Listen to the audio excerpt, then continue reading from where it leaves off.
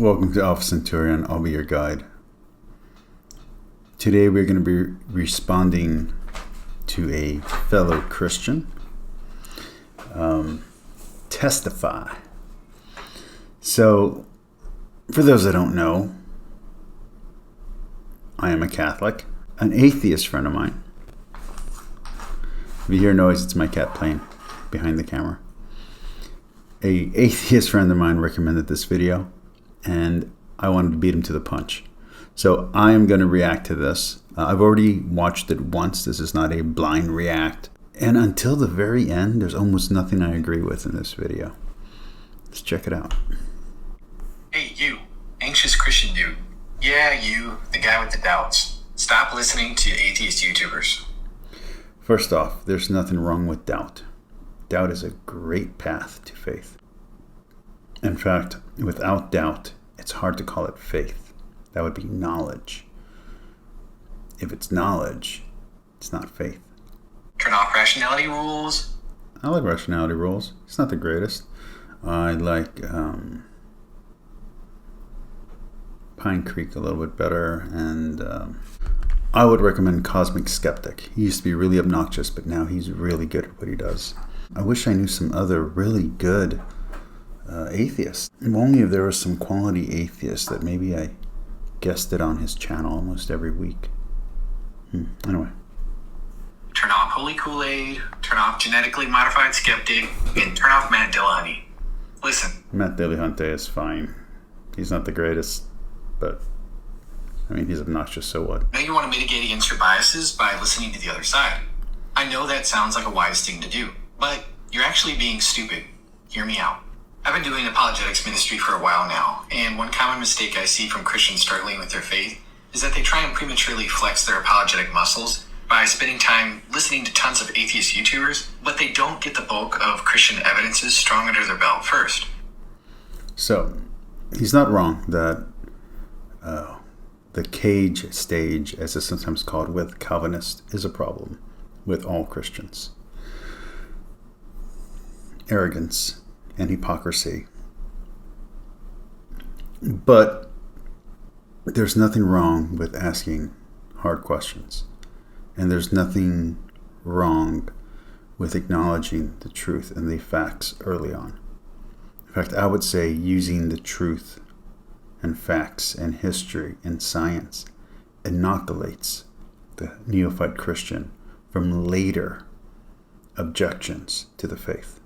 If, when you're starting with the book of Genesis, you deny any apparent contradictions, you tell them that it is absolutely literal.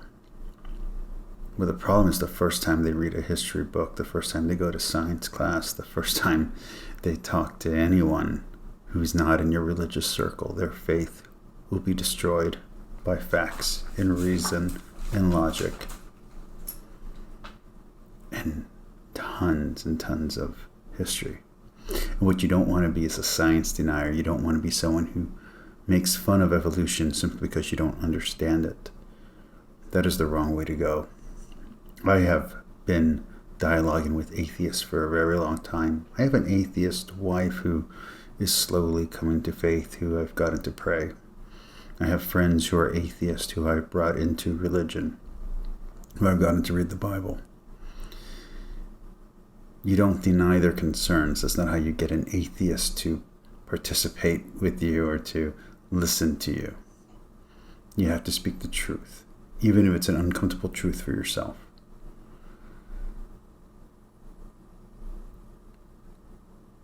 It is much harder to speak to someone who denies science and denies history.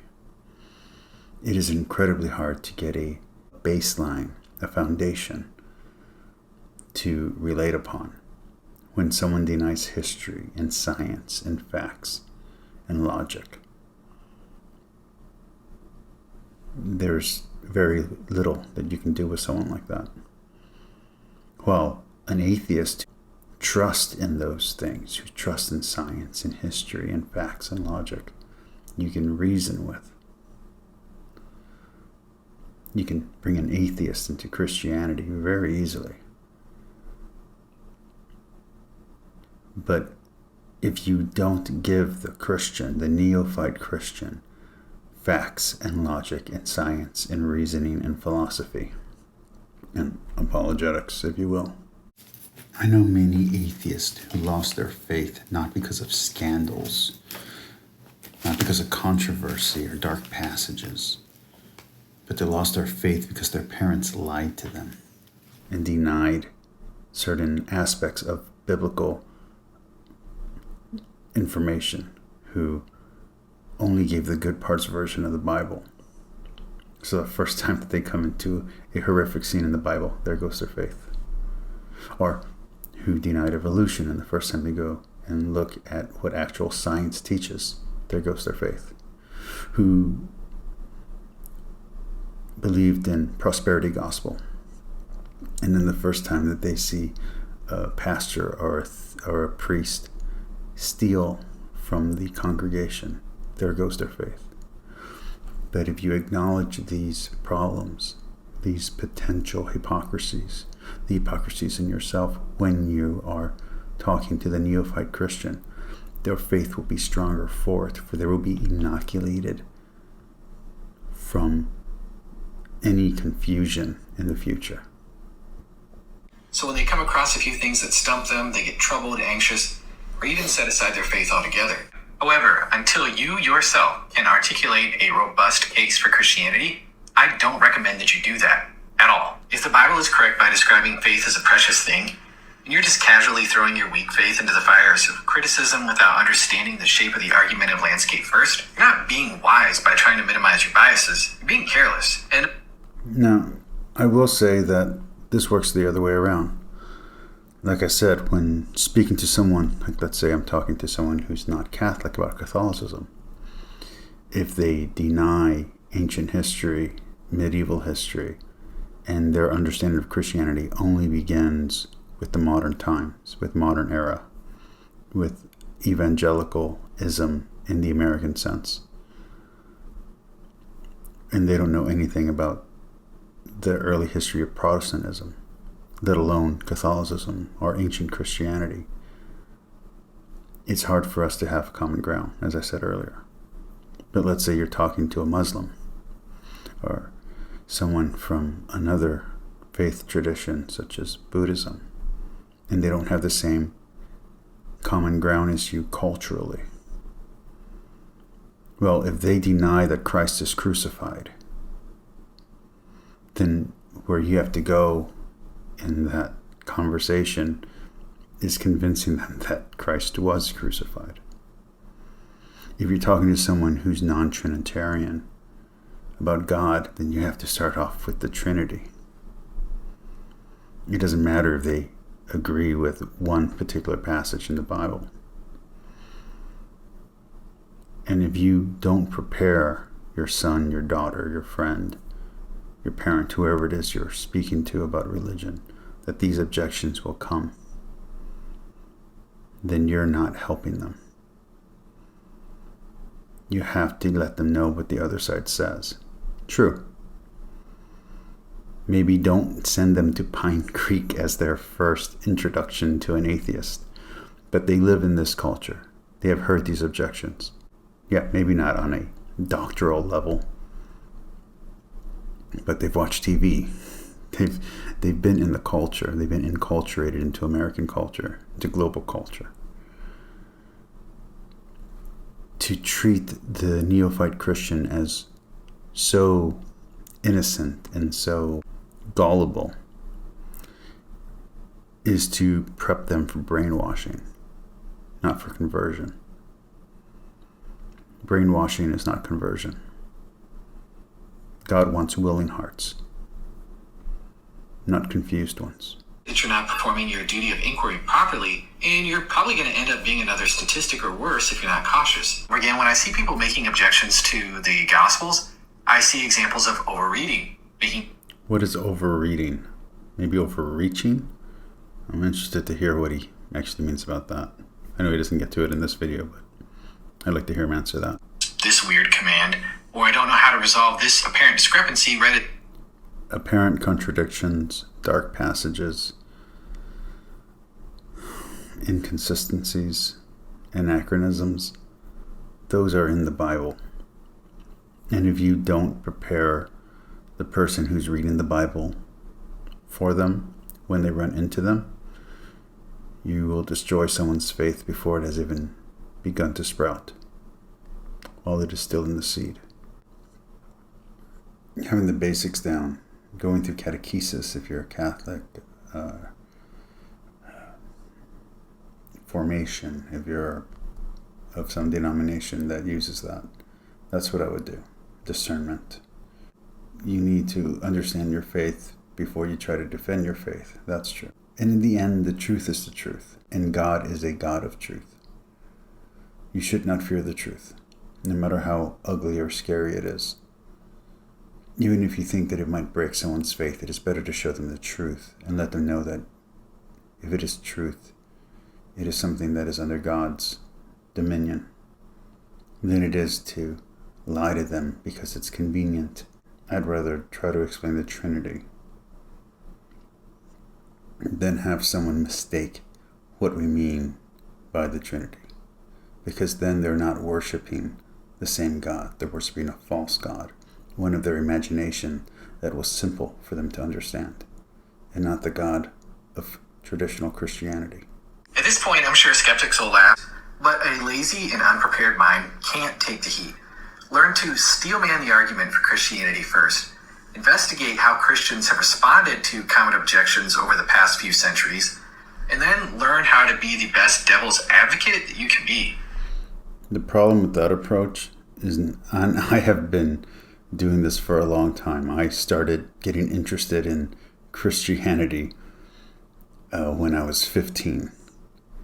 And I started by any book that was referenced in the Bible I would read.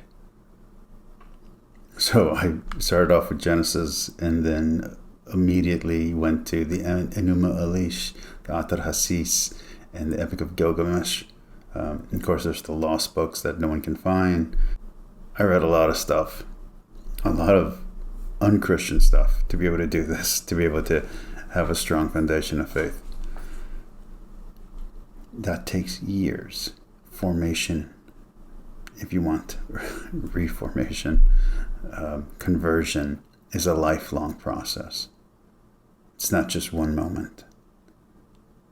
So if you were to take this approach, you would never be ready to hear an objection, because you're always going to hear an objection you've never heard before. You're always going to hear something more challenging, or an issue is going to come up, or maybe you've forgotten something that you read and you'll run into it again as if it's the first time, as if it's fresh. Or you'll forget a passage of the Bible and someone will use that against you. Whether it's inconvenient because it says something that seems to disagree with what you said, or because it doesn't mean what it sounds like, but you've forgotten how to interpret it. That happens. You can't be scared to engage or to share your faith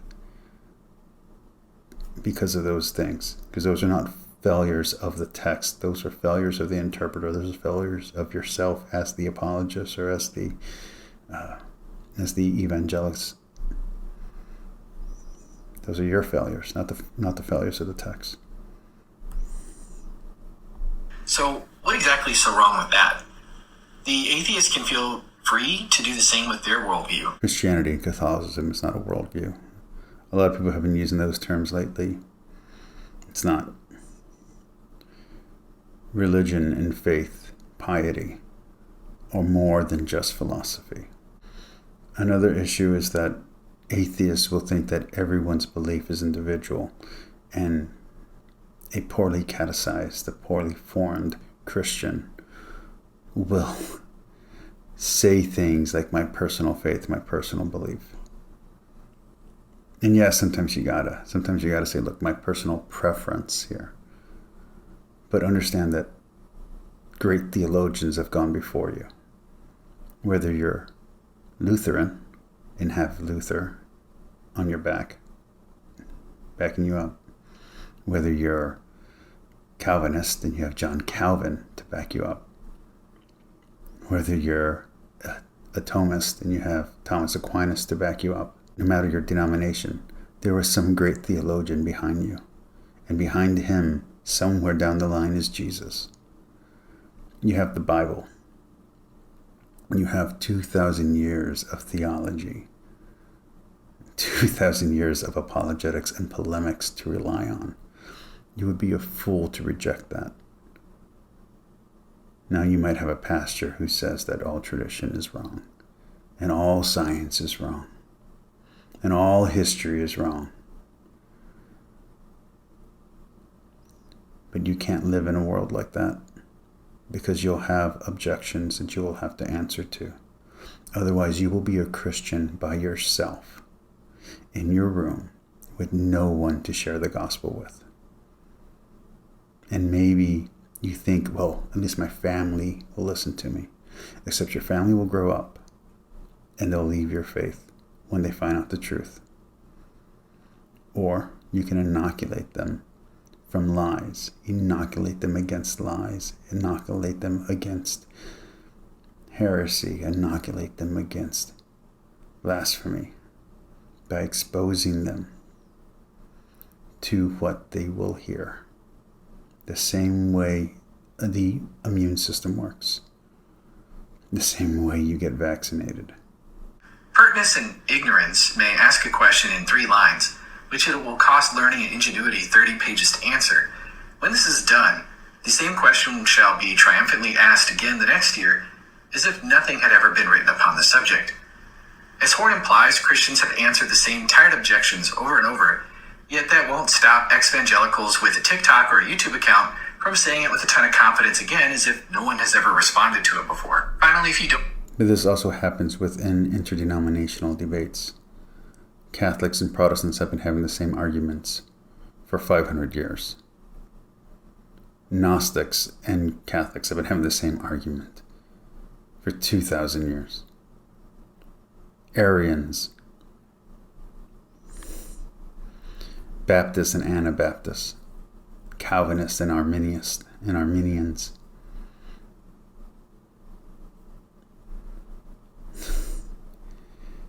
It never ends. Progressive Christian versus traditional Christian, Russian Orthodox versus Greek Orthodox. This again is not a reason not to pursue your faith, and it's not a reason to remain silent. Don't proselytize, true, but evangelize. Share the good news. Avail yourself to the ministry talkaboutdoubts.com and get some one-on-one assistance. There you can find a community of experts and scholars far more seasoned than yourself. Learn first, and then after you got... I don't like the fact that he ends it with subpromotion. I think it's distasteful when a Catholic apostolate is speaking against the prosperity gospel, and then they ask for money and do a 1-month fundraising drive for their own company. I don't think it's good here that he's saying, hey, don't try to share your theology and your faith until you're ready and well-formed. And if you want to be well-formed, give me money and I'll teach you. Come on. Simony is a sin. Channel.